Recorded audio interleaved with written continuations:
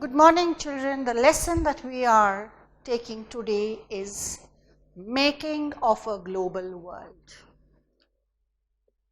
This lesson we will study under various heads.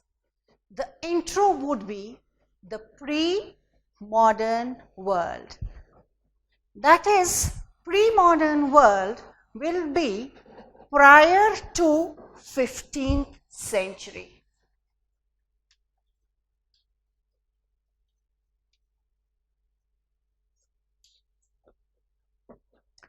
In this lesson, we talk about globalization.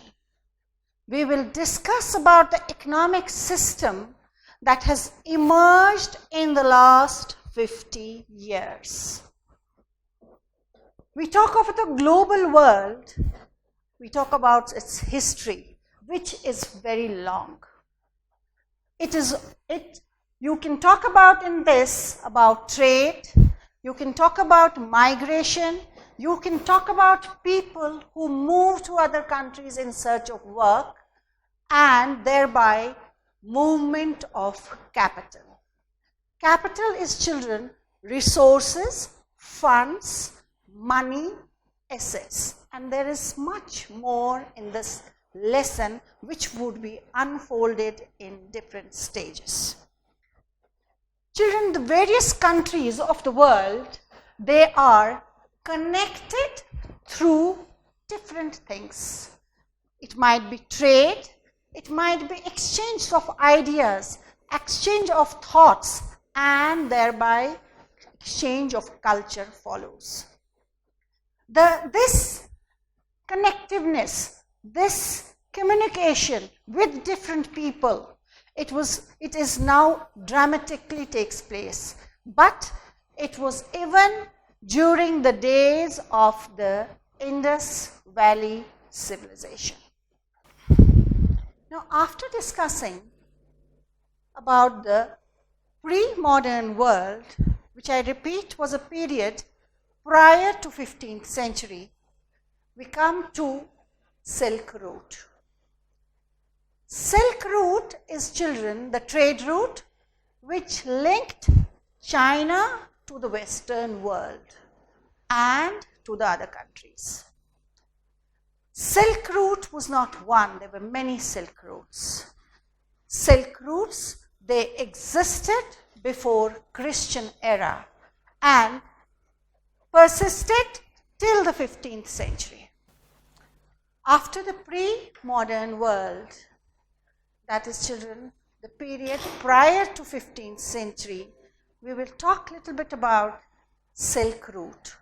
What is Silk Route? It is a trade route which linked China to the Western world and to other countries. That is, China is linked with the Western world and other countries through this trade route, that is your Silk Route. There were many Silk Routes. The Silk Route existed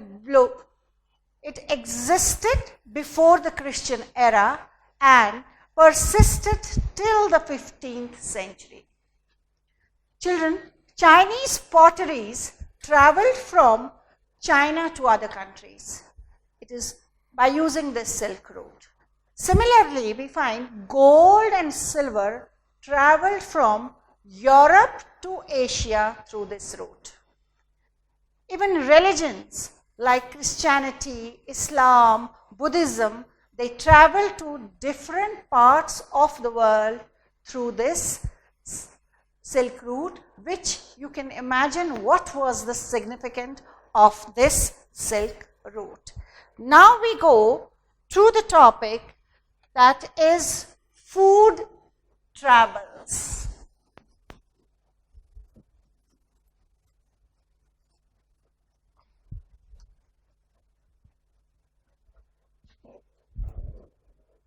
Now, children, all of us like food that is noodles, isn't it? Noodles It is the food that came to us from country China. Noodles, children, traveled from China to different countries. Noodles traveled from China to different countries.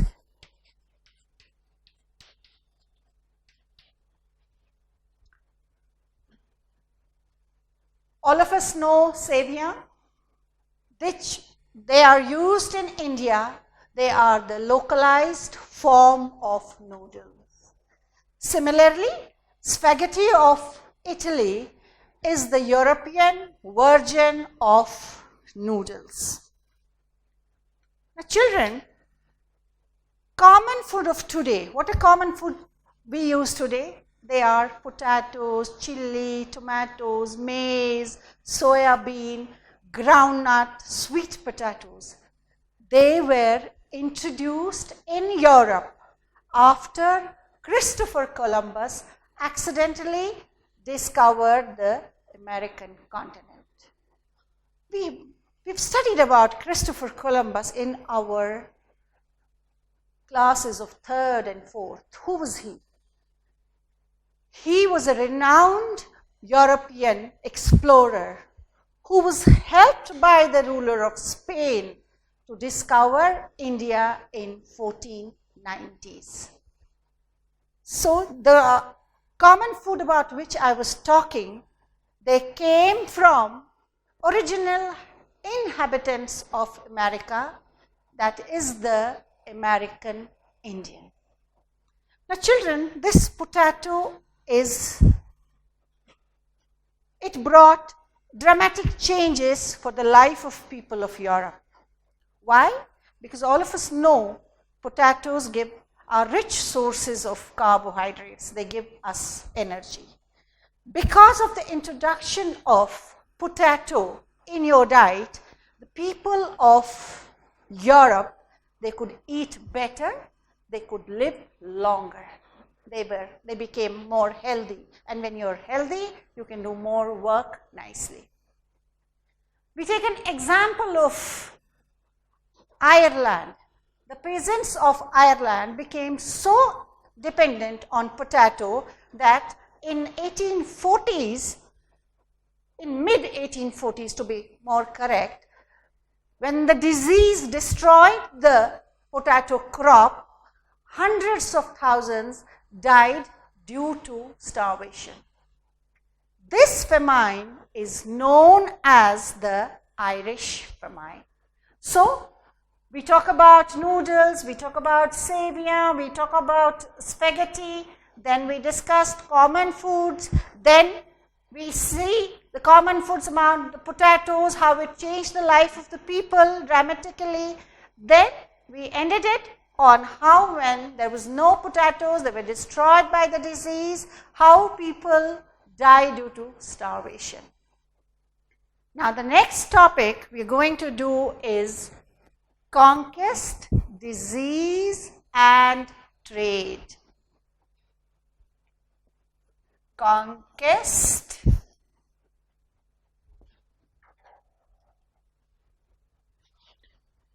disease and trade.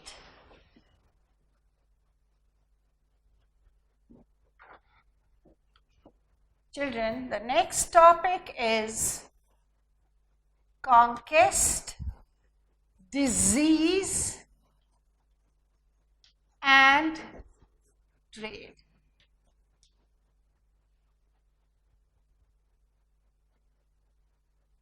The European sailors, they discovered sea route to Asia and America in 16th century. In 16th century, Europeans discovered sea route of two continents, that is Asia and America.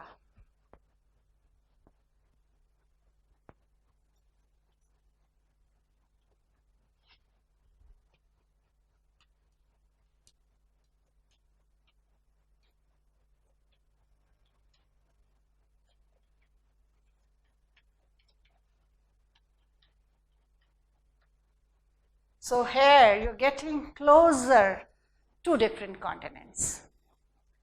This discovery of new sea routes, it did not help only in expanding trade, but the new chapter, that is, Europeans thought of conquering other parts of the world. So this sea route, which took us to the Asia and America continents, helped not in getting trade relations to these continents, but Europeans were now going to other factors. That is, they wanted to conquer different parts of the world. So you call it European quest for European conquests.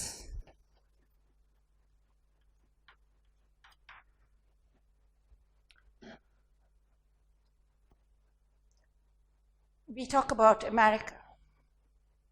America is a continent with vast reserves of minerals, and it was bestowed by abundant crops. That is, America had both reserves of minerals and there was abundance of crops in this continent. Now children, with these two things, what else do you need? You have crops, you have minerals.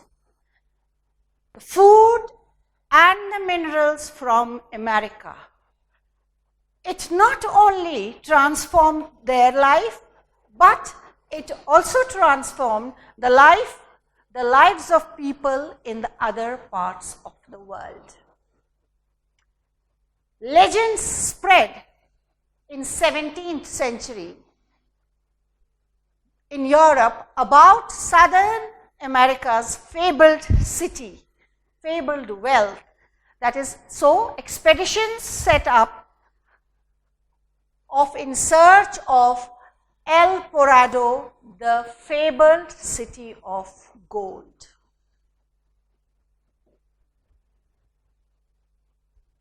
So we were in the 16th century. After food travels, we will discuss conquest, disease, and trade. The European conquests discovered the sea route to Asia and America, and this happened in 16th century. The discovery of the new sea route not only helped in expanding the trade, but it also started the process of European conquests over other parts of the world. Now we'll come and talk about America. America is a continent which had vast reserves of minerals, and there was abundant crop in this continent. So you had minerals, you had food. The food and the minerals, they not only transformed Americans' life, but they also transformed the lives of people in other parts of the world. Legends and stories spread in 17th century in Europe about South Americans' fabled wealth. So expeditions set off in search of El Dorado, E-L-P-O-R-A-D-O, El Dorado, that was known as the fabled city of gold. By mid-16th century, two European nations, the Portuguese and the Spanish. They started to go for colonization of America. They began in a decisive way. When you conquer children, when you go out to conquer different parts of the world, what do you use? Yes, we use arms and ammunition. But here, these two were not used.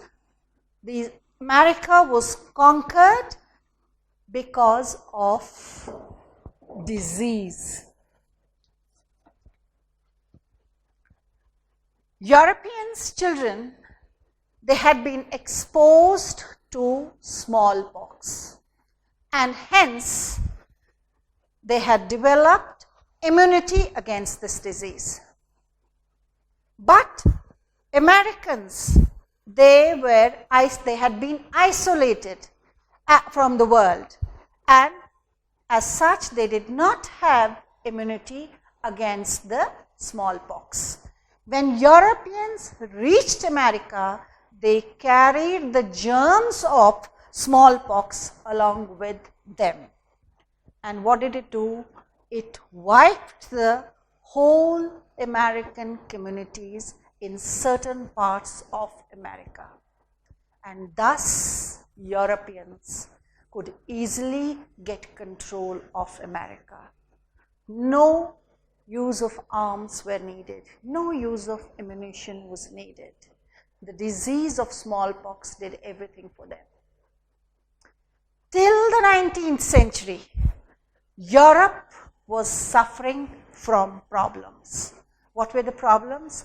The problems were of poverty, the problems were of disease, and the problems were of religious conflicts. So you had the problems of disease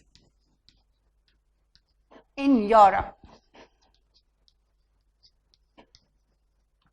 You had the problems of religious conflicts,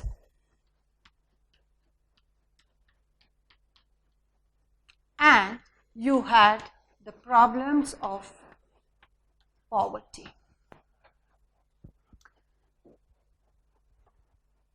Religious conflicts. There were people who were known as religious dissenters. The word is religious dissenters.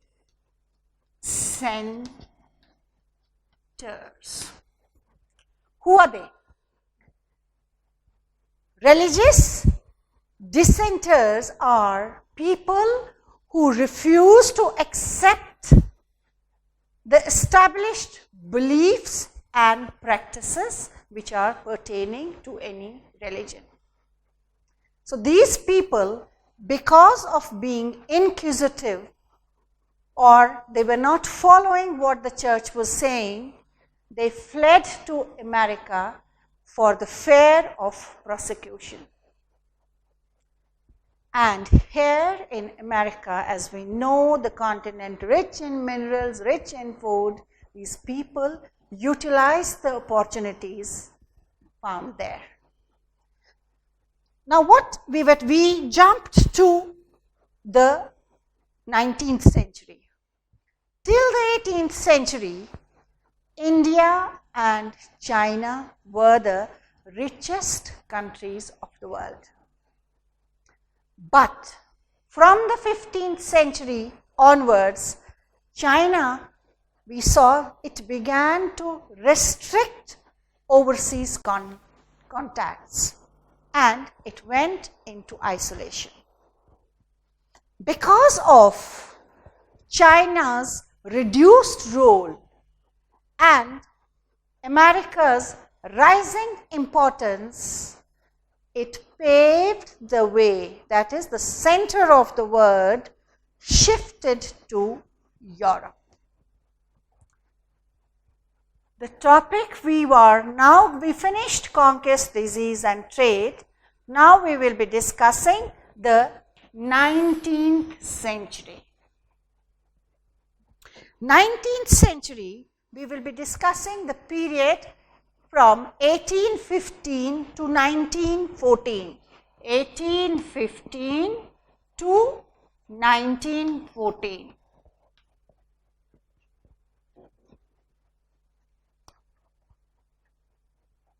In the 19th century, the world changed dramatically.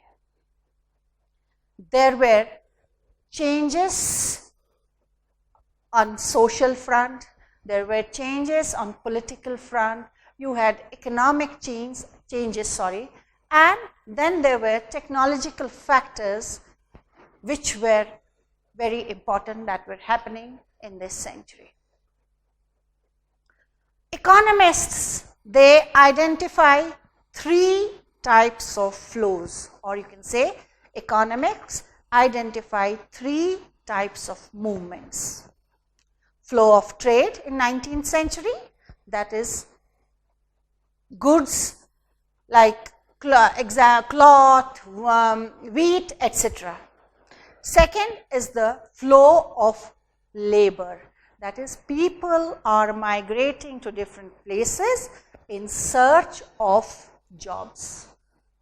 Then the third flow is the flow of capital for short term or long term. Now, in this topic, that is the 19th century, we see world economy taking shape. And in this topic, we will be discussing the changing pattern of food production and consumption in Europe.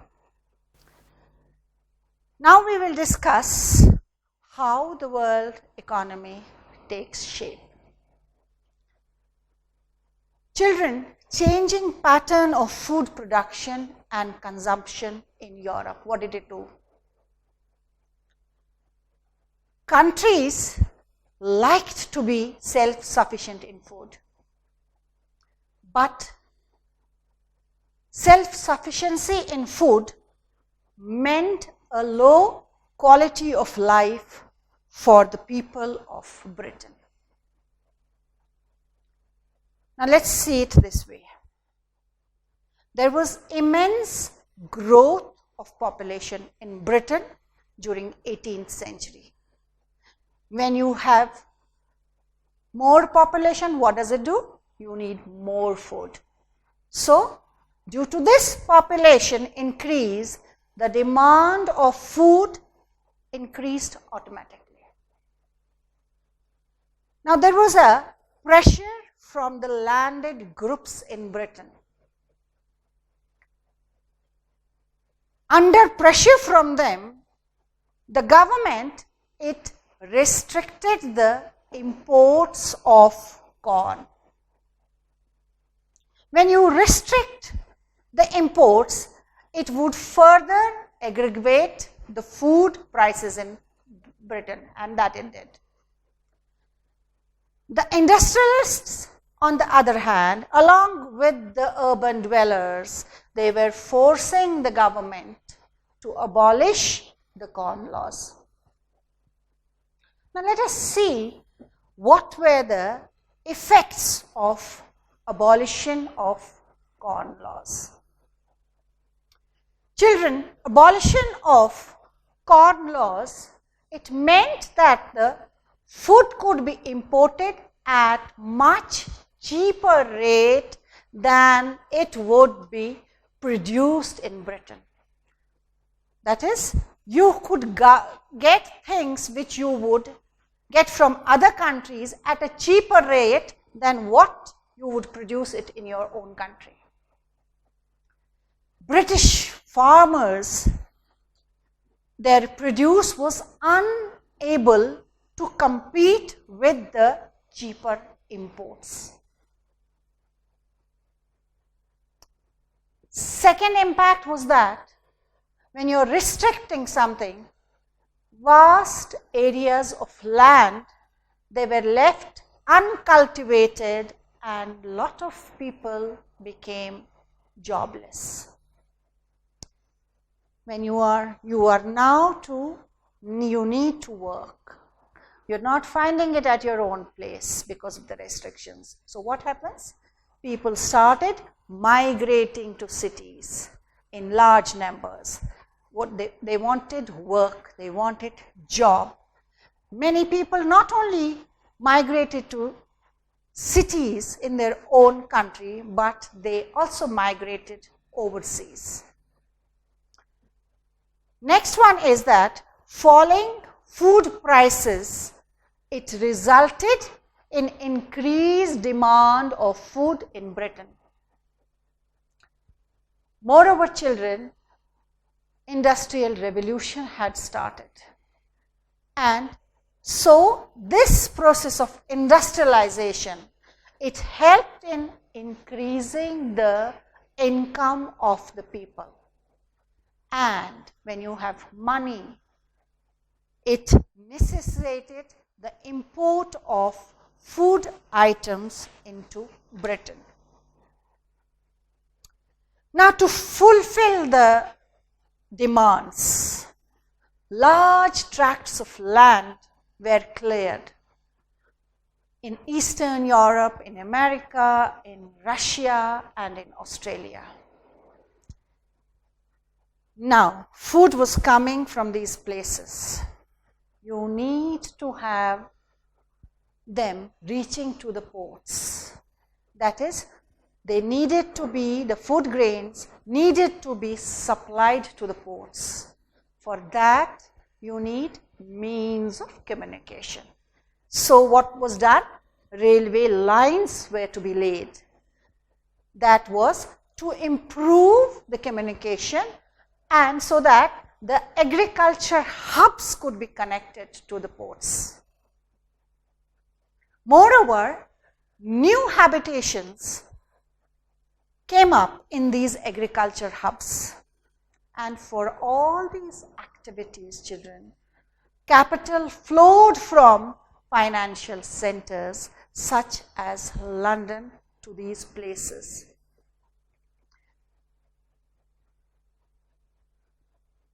There was shortage of labor. There was work, but labor was they were in short of laborers, both continents, America as well as Australia. The demand, that is, we say that there was demand for workforce. And this demand led in the large scale migration of people to these places. It is said about 50 million people migrated from Europe to America and Australia during 19th century. And when we talk about the entire world, it's said that about 150 million people migrated to different places for better future. So, by 1890s, we find a global agriculture economy had taken shape. And this was accompanied by complex changes in labor movement, capital flow, and technological changes. Between 1820 to 1914, world trade is estimated to have multiplied 25 to 40 times.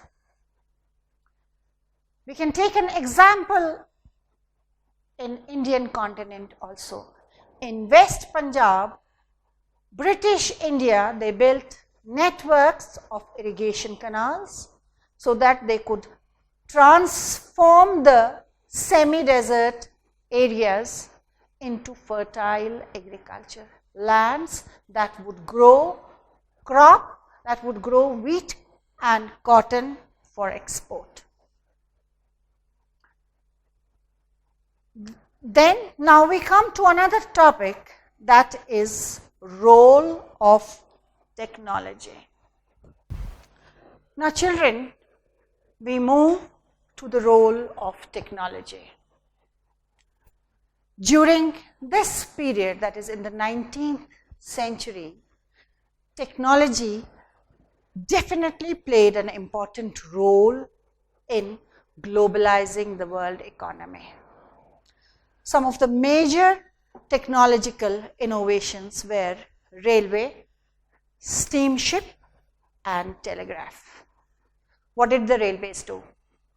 It helped in connecting to the people. That is, it improved your trade. It made the job easier. Steamships, they helped in transporting goods in bulk across the Atlantic Ocean. And telegraph, it helped in speeding up the communication.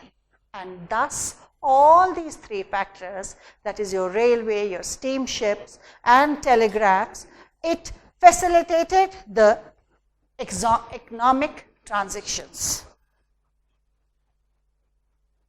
We'll take an example, that is how technology helped in the trade of meat. It's a very good example of benefit of technology in the life of common people. Now children, till 1870s, live animals were shipped from America to Europe. Shipping live animals had its own problems. It took more space, and many animals during transit would die or become sick. Due to this, meat became a luxury item for most of the Europeans. Now there is a technology comes into force. The arrival of refrigeration technology changed the picture. Now you could slaughter animals in America, and then this processed meat could be shipped to Europe. This helped in better utilization of space in the ships. This also helped in better availability of meat for the Europeans, and thus prices fell because now it was available. Now even common people could afford to eat meat on a regular basis. So children, better availability of food, it promoted social peace within the countries. People of Britain were now more receptive to imperial ambitions of the country. Now we come to what was happening in late 19th century and the process of colonization during that time. Now children, while expansion of trade improved the quality of life of many Europeans, it did have negative implications for the people who were colonized. I mean, on one side, there was expansion of trade.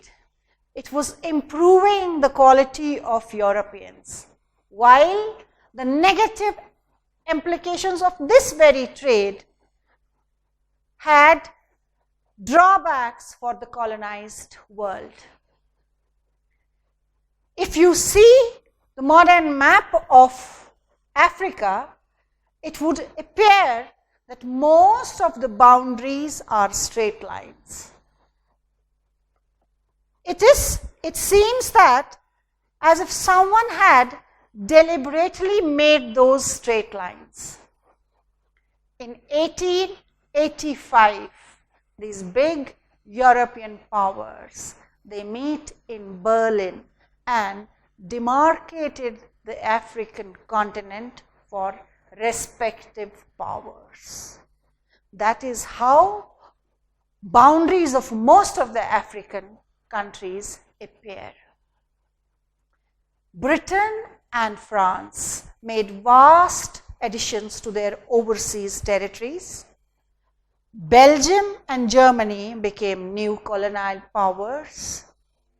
US also became a colonial power in the late 1890s by taking over some colonies earlier held by Spain. Thank you.